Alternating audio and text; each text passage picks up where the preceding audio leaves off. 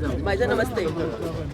आज फरीदाबाद के कई कार्यक्रम थे कि सामाजिक और राजनीतिक। आज सबसे पहले तो जो मोहना गांव में एक धरना चल रहा है ग्रीन एक्सप्रेसवे को कट को लेके, उसका हमने समर्थन किया है। सरकार अपनी बात पे कायम रहे और वहाँ कट देने का काम करे।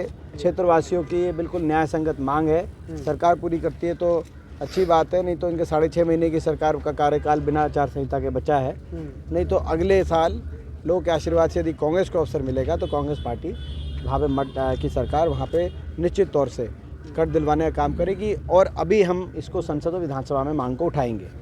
दूसरा, आज गोपाष्टमी का त्यौहार था तो छायसा गौशाला के अंदर आज गौ पूजन करके उसका त्यौहार में हम सभी ने जो है गौ पूजन करके जो एक इस देश की हमारी सभ्यता, संस्कृति और संस्कार, गौ सेवा के संस्कार हैं, उनका हमने आज वहाँ पे जो है उसमें उसको आगे बढ़ाते हुए ये कार्य हमने किया है। बाकी जहाँ तक जो है फरीदाबाद और आज राजनीतिक, आप 1-2 सवाल पूछें उससे पहले, एक तो जो आपने देखा होगा जो शराब घोटाला, जहरीली शराब घोटाला खुल के सामने आ रहा है। इसमें एक और बात आई है कि 75,000 पेटी पकड़ी गई। तो यानी कि ये इतने बड़े पैमाने पे हरियाणा में अवैध शराब का जो है काम चल रहा है, जहरीली शराब का काम चल रहा है और एक के बाद एक शराब घोटाले सामने आ रहे हैं। कोरोना में घोटाला सामने आया, शराब का गोदाम पकड़े गए खरखोदा के अंदर, आपके याद होगा। उसके बाद आपने देखा होगा कोरोना काल में 24 घंटे कैसे शराब का वितरण करें, यहाँ तक कि भारत सरकार को हस्तक्षेप करना पड़ा उस समय। आपने ये भी देखा होगा पिछले साल अवैध जहरीली शराब से सोनीपत में लोगों की जाने गई और इस वर्ष अब यमुनानगर अम्बाला के अंदर एक बड़ा घोटाला, बिना सरकारी संरक्षण के इतना बड़े घोटाले नहीं हो सकते। और ये शराब घोटाला केवल हरियाणा में नहीं, देश के किसी भी कोने में शराब घोटाला होता है उसके तार हरियाणा में जुड़े होने नजर आते हैं। और इस बार भी ये जो पेटियाँ पकड़ी गई हैं 75,000, इसमें ये बताया जा रहा है कि अलग अलग प्रदेशों के अंदर इसका वितरण कराया जाना था। ऐसे में पूर्णतः जिम्मेदारी अगर किसी की है तो मुख्यमंत्री और उप मुख्यमंत्री की है। उप मुख्यमंत्री स्वयं के पास ये स्वयं महकमा है, उनको तो इस्तीफा तुरंत दे देना चाहिए और नहीं तो उनको बर्खास्त कर देना चाहिए, हम मांग करना चाहते हैं। क्योंकि जब तक वो पद पे बैठे हैं तब तक इसकी कोई निष्पक्ष जांच संभव ही नहीं है। लगातार बचाने और इस भ्रष्टाचार के खुले खेल के लिए ये बीजेपी जेजेपी दोनों ही जिम्मेदार हैं, मुख्यमंत्री जी की भी जिम्मेदारी बनती है। लगातार बचाने की कोशिश कहीं ना कहीं इस पूरे मामले में की जा रही है, कहीं ना कहीं बयानबाजी आ रही है कि भाई शराब घोटाला कोई नहीं है, इस पर हम कार्रवाई कर रहे हैं, निष्पक्ष जांच कर रहे हैं। तो क्या लगता है आपको? या आपको क्या लगता है? प्रदेश के लोगों को क्या लगता है? सबको पता है, सबको पता है कि किस तरीके से भ्रष्टाचार का खेल चल रहा है, खुला खेल हरियाणा के अंदर। ये गठबंधन जो हुआ है, ये गठबंधन ही भ्रष्टाचार के समझौते पे हुआ है कि भ्रष्टाचार की फाइलें बंद कराई जाए जेजेपी वालों की, और किस तरीके से बीजेपी और जेजेपी वाले महकमे बांट के प्रदेश को लूटने का काम करें। हम सवाल पूछना चाहते हैं, आज कब पहले धान घोटाला आया, फिर शराब घोटाला आया, फिर रजिस्ट्री घोटाला आया, फिर ग्वालपाड़ी घोटाला आया, फिर मेट्रो रूट स्थानांतरण घोटाला आया, फिर नगम निगम घोटाले आए, फिर अमृत योजना घोटाले आए। आज हरियाणा के कोने कोने में जिस तरीके से भ्रष्टाचार का बोलबाला है, इसके लिए बीजेपी जेजेपी का गठबंधन जिम्मेदार है। इन्होंने कहा था, आपको याद होगा कि हमारा गठबंधन 2 शर्तों पे हो रहा है, हम 2 शर्तों पे समर्थन दे रहे हैं भाजपा को। पहली शर्त 5100 बुढ़ापा पेंशन और दूसरी शर्त 75% हरियाणा मूल निवासियों को हरियाणा की फैक्ट्रियों के अंदर रोजगार का संरक्षण। ना तो वो 75% रिजर्वेशन हुआ, ना वो 5100 पेंशन आई। ये तो केवल ढकोसले निकले। ये कभी हम पहले से कह रहे थे, ये केवल कहने की बात है। ये इस आधार पर गठबंधन ही नहीं हुआ, वो समझौता ही किसी दूसरे आधार पे था और वो आधार था भ्रष्टाचार। अब प्रदेश के लोगों के सामने आ गई बात, भ्रष्टाचार का समझौता है, भ्रष्टाचारी सरकार है जिसने हरियाणा में बहुत नुकसान किया। बीजेपी सरकार, बीजेपी वाले जो क्या कहेंगे वो आप उनसे पूछना, वो तो कुछ भी कह सकते हैं। बीजेपी वाले छूट है उनके बाद मीडिया, सारी मीडिया आज के दिन आप समझ सकते हो बीजेपी द्वारा या तो उद्योगपतियों के माध्यम से उनको काबू किया गया है, या स्वयं आजकल मीडिया पे 600 करोड़ रुपए का बजट हरियाणा में रखा गया है। किस तक पहुंचा है हम उस बारे में नहीं जाना चाहेंगे, हमें पता आप तक तो नहीं पहुंचा है। लेकिन अपना इसमें हम एक बात ज़रूर कहना चाहेंगे कि जो है अभी पीछे फरीदाबाद को लेकर एक बात और बड़े मैं कहना चाहता हूँ बड़े ज्वलंत मुद्दे हैं।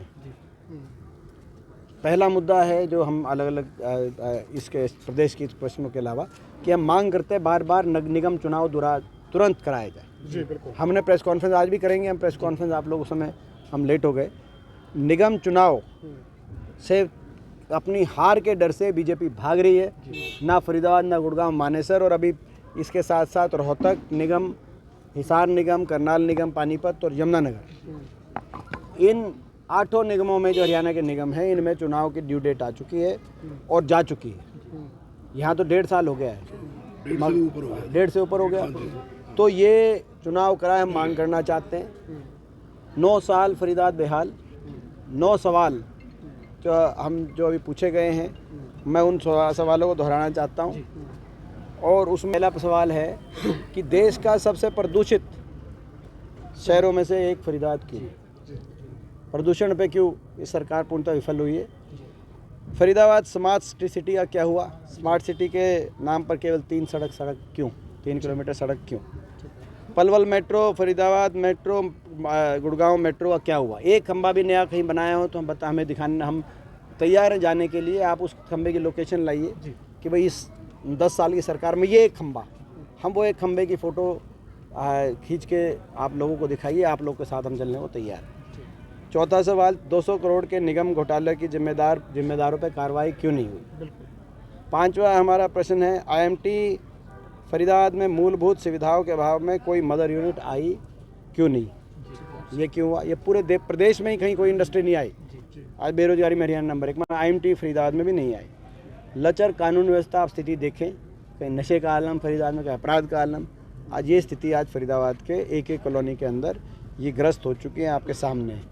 आज आपके सामने है कि डंपिंग यार्ड, कूड़ा घर के कारण गंभीर बीमारियों का जन्म क्यों हो रहा है फरीदाबाद। आज आपके सामने हम सवाल पूछ रहे हैं कि मंझवाली पुल का क्या हुआ, हम सवाल मंझावली पुल का क्या हुआ, मंझावली पुल का क्या हुआ, और कमर्शियल एरिया बनाने का क्या हुआ, ये हम सवाल पूछ रहे हैं। और किसानों को MSP का क्या हुआ, और खाद DAP और अभी नहीं मिल रही का क्या हुआ।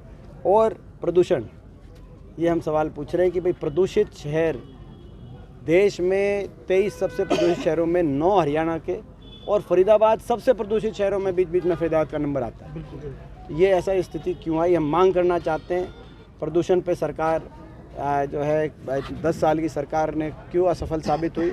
हरियाणा में कांग्रेस पार्टी की सरकार बनेगी तो हम ये संकल्प लेते हैं कि हरियाणा को देश का सबसे प्रदूषण रहित वातावरण, पर्यावरण हरियाणा वासियों को और हमारी अगली पीढ़ी, छोटे छोटे बच्चों को देने का काम हम करेंगे, ठोस कदम उठाएंगे। दीपेंद्र जी, आखिरी सवाल है मेरा कि जिस तरीके हैं, तो ऐसे में जो पहले विधायक थे फरीदाबाद के अंदर, क्या उन्हीं पर फिर से कांग्रेस अपना दाव खेलेगी, या कोई नए चेहरे हो सकते हैं, या नए को मौका मिल सकता है।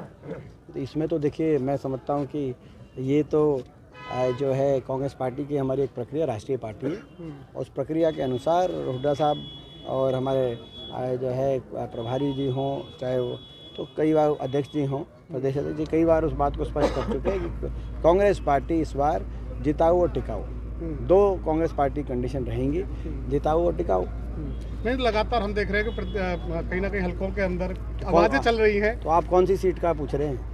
मैं सारी सीटों का पूछ रहा हूँ। फरीदाबाद की 6 सीटों का। क्या कोई सीट का भी आप डिक्लेयर करवाना चाह रहे हैं क्या? आपका जो है नहीं, मेरा इसमें क्या है, समय पे आने पे, समय आने पे आपको ये हम जो है ये जानकारी दे देंगे। और बाकी बिना कैमरे के कभी आप व्यक्तिगत बात करेंगे, जिस सीट का आप चाहेंगे मेरे से आपसे चर्चा कर लेंगे, फीडबैक ले लेंगे आपसे। मगर एक महत्वपूर्ण बात, ये आपकी बात सही है जो हमने कहा कि इसमें कांग्रेस पार्टी सभी 90 की 90 विधानसभा क्षेत्रों में जीतने वाले प्रत्याशी, लोगों से फीडबैक लेकर, लोगों के सर्वे के आधार पर जीतने वाले प्रत्याशियों को मौका देगी। जैसा कि अभी हमारी चुनाव की प्रक्रिया आपने देखा कि कर्नाटक में भी यही हुआ, और अब मध्य प्रदेश, छत्तीसगढ़, तेलंगाना, राजस्थान में भी यही प्रक्रिया अपनाई गई। जिताऊ हमारे जो प्रत्याशी रहेंगे, उम्मीदवार रहेंगे जनता के पसंद के, उनको हर सीट पे लाया जाएगा। कहीं एक आधे पे आपकी पसंद के भी देख लेंगे, आपसे पूछ लेंगे। लेकिन एक जो है, हमें ज़रूर आपसे कहना चाहूँगा, आज एक महत्वपूर्ण एक बात और रह गई, जो कि आप ब्रेकिंग न्यूज़ चला दें। आखिर में कहा कि ब्रेकिंग न्यूज़ भी आपको दें, क्योंकि एक बहुत बड़ा एक हमारी एक पर्व है, महापर्व है पूरे भारतवर्ष का, छठ पूजन का एक हमारा जो है एक बहुत बड़ा, जिसमें एक बड़ी आस्था है, हरियाणा वासियों की भी बड़ी आस्था, हरियाणा बड़ा। ये विभाग की बात है कि 9.5 साल से सरकार ने ना तो कोई घाट बनाया छठ पूजन के लिए, ना कोई सुविधाएं दी। अब इन्होंने जाके एक प्रोग्राम किया, लेकिन उसमें कहा कि आगे तो सारे घाट बने थे हमारे समय। कांग्रेस ने, हुड्डा साहब ने सारे घाट बनवाने का, हुड्डा सरकार में सारे घाट बनवाने का काम हुआ था। उनको सारी जगह, हर जगह जो है पूर्वांचल भवन बनवाने का काम अगर यदि कहीं हुआ था तो हुड्डा सरकार के दौरान ही हुआ था। और अब इस बात को आगे बढ़ाते हुए ये तो छठ चली गई, हमें उम्मीद थी कि इस छठ पे कोई सरकार द्वारा कुछ जो है, मगर ये तो चली गई। लेकिन बहरहाल अगली छठ तक हरियाणा में नई सरकार होगी लोगों के आशीर्वाद से, और कांग्रेस पार्टी सरकार बनी तो हरियाणा में अगली छठ पे छुट्टी, एक जो सरकारी छुट्टी डिक्लेयर कांग्रेस पार्टी की सरकार करने का काम करेगी। संगठन भी बना था, क्या रहा उसका? बन रहा है हमारा। अच्छा, बन गया? बन रहा है हमारा संगठन, हमारा संगठन जिस स्पीड से हमें लाभदायक लगेगा उस स्पीड से बनाएंगे, और जब हमें उचित लगेगा, जब हमारे फायदे में लगेगा, तब उसको घोषित करेंगे।